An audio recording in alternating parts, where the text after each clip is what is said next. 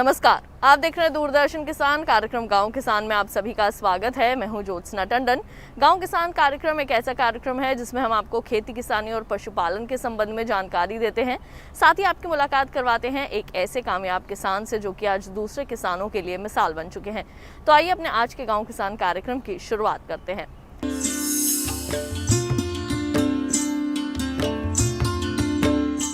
आइए कार्यक्रम की शुरुआत करते हैं हमारे पहले सेगमेंट खेती किसानी से।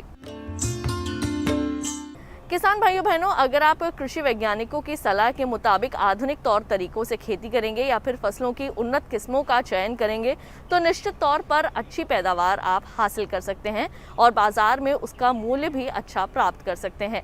तो क्या है हमारे आज के खेती किसानी सेगमेंट में खास आपके लिए, डालते हैं नजर।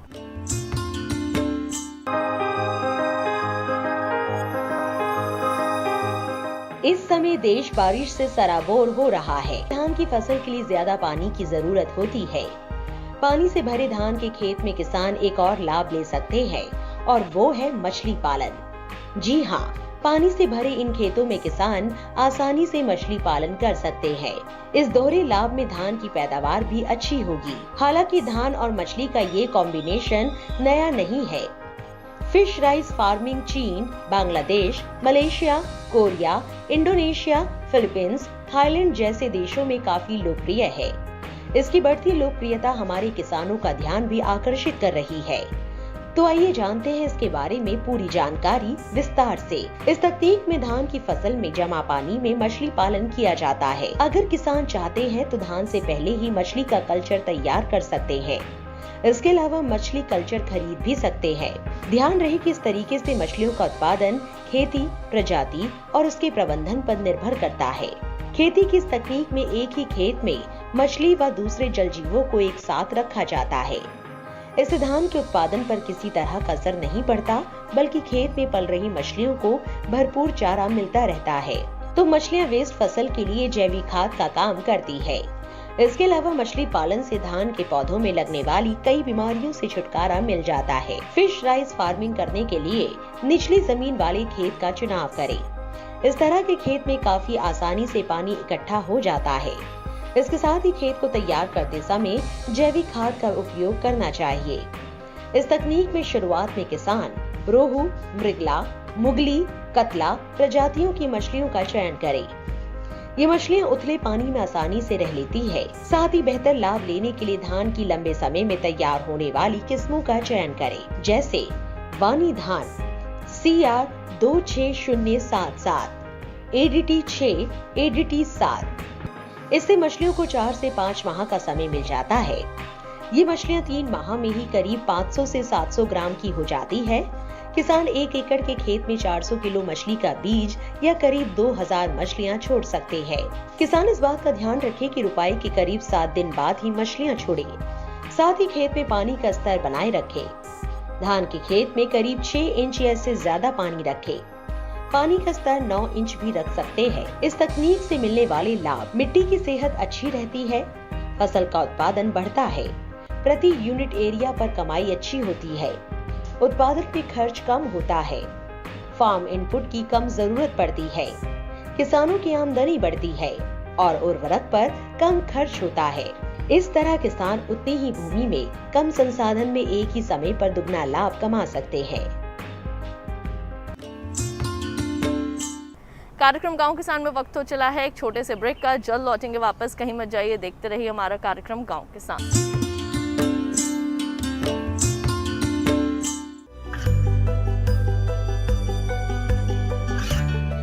गांवों और पिछड़े क्षेत्रों में सरकारी योजनाओं की जानकारी पहुंचा।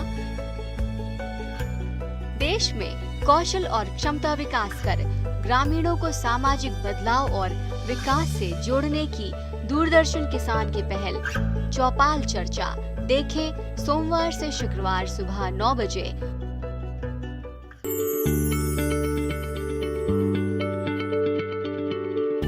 क्या आप किसी बीमारी से परेशान हैं? चाहते हैं डॉक्टर की सलाह?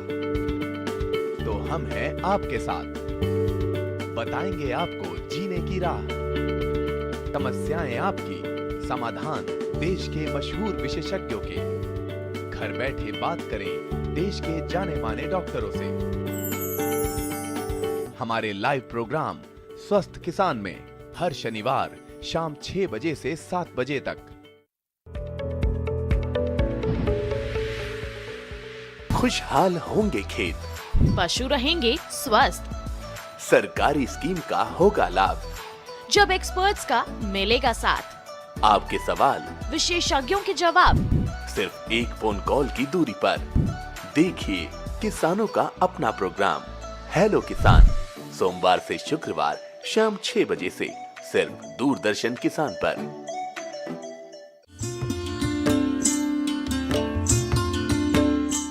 ब्रेक के बाद एक बार फिर आप सभी का स्वागत है कार्यक्रम गांव किसान में। आइए कार्यक्रम में बढ़ते हैं आगे और अब देखते हैं सेगमेंट हमारा पशुधन।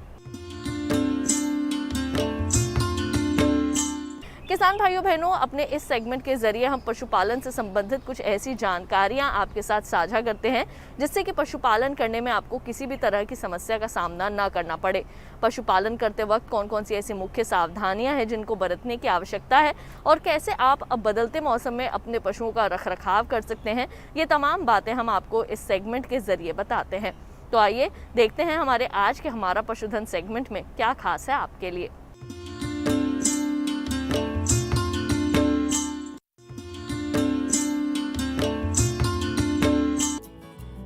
हमारे ग्रामीण क्षेत्रों में आज भी देसी गाय पालन करके पशुपालन में बेहतर मुनाफा कमाया जाता है। देसी गाय पालन में गिर गाय हर पशुपालक की पहली पसंद है। अर्धशुष्क जलवायु में कम लागत पर अधिक गिर गाय से अच्छा उत्पादन लिया जा सकता है। उभरा हुआ सिर, अर्धचंद्राकार सींग, लंबे घुमावदार कान, पूर्ण विकसित थन इस गाय की मुख्य विशेषता है। इसका नाम गुजरात के गिर वन से लिया गया है, जो कि इसका उद्गम स्थान है। गिर गाय मुख्य रूप से लाल रंग की होती है। लाल रंग लगभग 80% में पाया जाता है। गिर गाय राजस्थान में भी काफी लोकप्रिय हो रही है। इसकी क्या वजह है, आइए जानते हैं विशेषज्ञ की नजर से। गिर गाय राजस्थान की जलवायु के लिए अनुकूलित। इसमें गाभिन होने की ज्यादा क्षमता होती है। प्रतिरोधक क्षमता बहुत बेहतर होती है। गिर गाय का दूध काफी पौष्टिक होता है। इस नस्ल में प्रजनन संबंधी समस्याएं नहीं आती। देसी गाय पालन से जहां दूध की उपलब्धता बनी रहती है, वहीं खेती के लिए जैविक खाद और जैविक कीटनाशक आसानी से बनाए जा सकते हैं, जिससे खेती में भी अच्छा लाभ लिया जा सकता है। आहार और आवास के साथ साथ पशुओं का बेहतर स्वास्थ्य इस व्यवसाय में सफलता की कुंजी है। समय समय पर पशु के स्वास्थ्य की जांच करते रहे। भारत के देसी दुधारू नस्लों में गिर गाय का अत्यंत महत्वपूर्ण स्थान है। मूलतः गिर गायें गुजरात के गिर जंगलों तथा राजकोट के जिले के आसपास में इनकी संख्या सबसे अधिक पाई जाती है। और गिर गायें अपने कई गुणों के कारण बहुत ही विशेष स्थान रखती है, जैसे अधिक गर्मी सहन कर सकते हैं, दूध उत्पादन क्षमता बहुत अच्छी है, तथा पहली बार जो बछड़ी या गाभन होने की उम्र है वो भी इसमें बहुत ही सामान्य है। साथ ही जो इनके जो लक्षण हैं गिर गाय के, वो किसी अन्य नस्लों से बिल्कुल अलग हैं। आप दूर से पहचान सकते हैं कि ये गिर गाय हैं या नहीं है।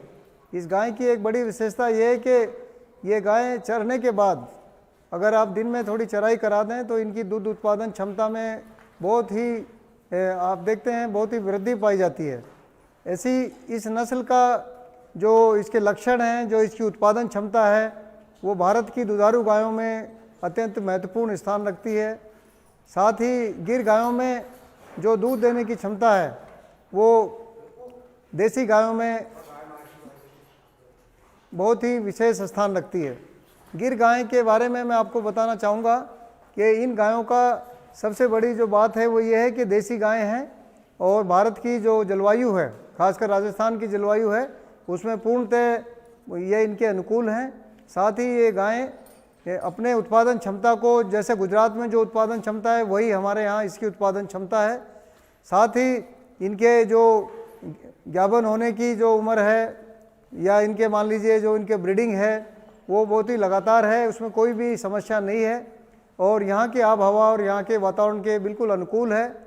राजस्थान में बहुत से किसान आज गिर गाय को रख रहे हैं, जिससे इनका संरक्षण हो रहा है और साथ ही आने वाले समय में गिर गाय को और अधिक महत्व मिलेगा और अधिक बढ़ावा मिलेगा, क्योंकि गिर गाय का जो दूध है वह बहुत ही स्वादिष्ट और सभी को भाने वाला है। और कैलोरी की बात करें, विटामिन की बात करें, प्रोटीन की बात करें, फैट की बात करें, इसका जो दूध है वो बहुत ही सुपाच्य तथा स्वाद वाला है। गिर गायों की आज के समय में जो किसान रख रहे हैं, जिसका बड़ा कारण है कि इनमें कोई भी प्रजनन संबंधी समस्या नहीं है, बीमारी की समस्या नहीं है। साथ ही उत्पादन क्षमता है वो किसान के लिए बहुत ही उनके लिए लाभकारी है। तो अभी आपने देखा सेगमेंट हमारा पशुधन। अब आइए बढ़ते हैं आगे, एक नजर डाल लेते हैं इस माह के पशुपालक कैलेंडर पर। अगस्त माह का पशु कैलेंडर 2021। अगस्त माह में ध्यान देने वाली बातें। पशुओं को अत्यधिक तापमान एवं तेज धूप से बचाने के उपाय करें। खुर मुंह पका, गलघोटू, लंगड़ा बुखार या कृष्ण जंघा इंटेरोटॉक्सिमिया रोग के टीके यदि नहीं लगाए हों तो अब अवश्य लगवा दें। बरसात के मौसम में पशु घरों को साफ सुथरा एवं सूखा रखें। भेड़ बकरियों में पीपीआर भेड़ चेचक रोग होने की संभावना रहती है, अतः बचाव के लिए टीके निश्चित रूप से लगवा लें। पशुओं के खुर मुंह पका रोग से ग्रसित होने पर रोगग्रस्त पशुओं को अलग रखें एवं ग्रसित पशुओं की खान पान की व्यवस्था भी अलग से करें। इस माह में पशुओं में गलघोटू एवं लंगड़ी ज्वर रोग की संभावना बनी रहती है, अतः रोग के लक्षण दिखते ही पशु चिकित्सक से तुरंत संपर्क करें।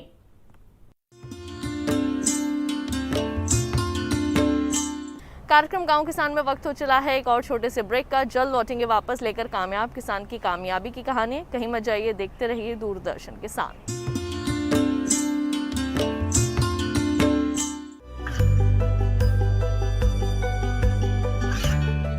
गांवों और पिछड़े क्षेत्रों में सरकारी योजनाओं की जानकारी पहुंचा। देश में कौशल और क्षमता विकास कर ग्रामीणों को सामाजिक बदलाव और विकास से जोड़ने की दूरदर्शन किसान की पहल चौपाल चर्चा देखें सोमवार से शुक्रवार सुबह 9 बजे।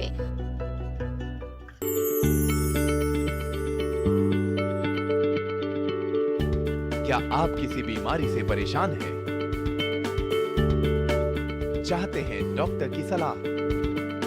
तो हम हैं आपके साथ, बताएंगे आपको जीने की राह। समस्याएं आपकी, समाधान देश के मशहूर विशेषज्ञों के। घर बैठे बात करें देश के जाने माने डॉक्टरों से। हमारे लाइव प्रोग्राम स्वस्थ किसान में हर शनिवार शाम 6 बजे से 7 बजे तक। खुशहाल होंगे खेत, पशु रहेंगे स्वस्थ, सरकारी स्कीम का होगा लाभ। जब एक्सपर्ट्स का मिलेगा साथ, आपके सवाल, विशेषज्ञों के जवाब, सिर्फ एक फोन कॉल की दूरी पर। देखिए किसानों का अपना प्रोग्राम हेलो किसान, सोमवार से शुक्रवार शाम 6 बजे से सिर्फ दूरदर्शन किसान पर।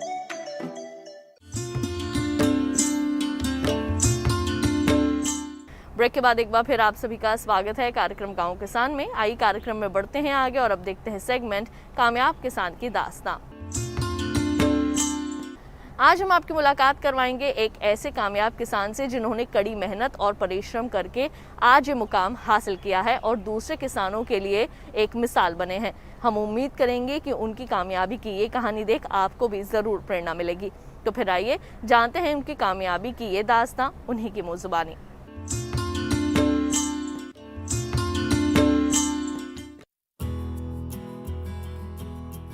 बढ़ती खाद्य मांग और कम होती जोत का एक ही समाधान है और वो है मिश्रित खेती। इस तकनीक में किसान एक समय में एक ही खेत से कई तरह की फसलें ले सकते हैं। इस विधा की सबसे अच्छी बात ये है कि इसमें खेत के हर हिस्से का इस्तेमाल हो जाता है और आय की आवक बनी रहती है। साथ ही मिट्टी की उर्वरा शक्ति का सही इस्तेमाल लिया जा सकता है। कैसे, आइए समझते हैं। मेरठ के किसान विनोद ने अपने खेत में मिश्रित फसलें लगा रखी हैं। वो गन्ने के खेत में बचे हुए स्थान का उपयोग सहायक फसलें उगाने में करते हैं। इस समय उन्होंने गन्ने के साथ मसूर की फसल लगाई है। आइए जानते हैं विनोद से कि मिश्रित खेती के क्या लाभ है और किन सावधानियों का ध्यान रखना चाहिए। हम लोगों ने जो गन्ने की साथ में सह फसल जो बो रखी है वो हमने कैसे तैयार करी, कैसे ली। जो आप देख रहे हैं ये मसूर और गन्ने का खेत है और हम लोगों ने ओटम में असोज में गन्ने की बुआई करी, यानी कि 15 सितंबर को हमने गन्ने की बुआई करी। और गन्ने की बुआई करी हमने टंच विधि से। टंच विधि का मतलब ये है कि जो लाइन से लाइन की दूरी है वो आपकी 3 फुट होगी, 5 फुट है सॉरी, लाइन से लाइन की दूरी 5 फुट और जो आँख से आँख की दूरी है वो आपकी 1 फुट होनी चाहिए। तो आँख निकालने के लिए पहले हमने गन्ने की आँख निकाली, एक आँख का गन्ना काटा और एक आँख के गन्ना काट के हम लोगों ने जो होता उसकी बुआई करी। जो आँख है वो एक एकड़ में करीब 10,000 आँख, 8 से 10,000 आँख एक एकड़ में लगती हैं। उससे हमारे गन्ने की भी बचत होती है। मैं आपको बता दूं कि अगर साधारण तरीके से हम गन्ने की बुआई करते हैं तो उसमें करीब 5 कुंटल गन्ना 1 बीघे में लगता है या 25 कुंटल गन्ना 1 एकड़ में लगता है। अगर हम गन्ने की आँख निकालकर बुआई करते हैं, टंच विधि से उसकी बुआई करते हैं, तो गन्ने की मात्रा लगभग 1.5 से 2 कुंटल लगती है। तो यानी कि हम 3 कुंटल गन्ने की बचत जो है टंच विधि द्वारा कर लेते हैं। मेरा ये मानना है कि हमें अपने खेतों में लागत को कम करना है। लागत कैसे कम करें, थोड़ा मैंने उस पर ध्यान दिया है। तो इसी वजह से मैंने टंच विधि को अपनाया कि सबसे पहले तो मेरी बचत हो गई आपकी गन्ने के बीज में। मिश्रित खेती से किसान कई गुना मुनाफे की अवधारणा को जीवंत कर सकता है। इससे किसान आर्थिक रूप से मजबूत भी हो सकेगा और एक बार में 2 से 3 फसलें ले सकेगा। इसमें लागत कम और ज्यादा मुनाफे की अवधारणा काम करती है, इसीलिए ज्यादातर किसान इसे अपना रहे हैं।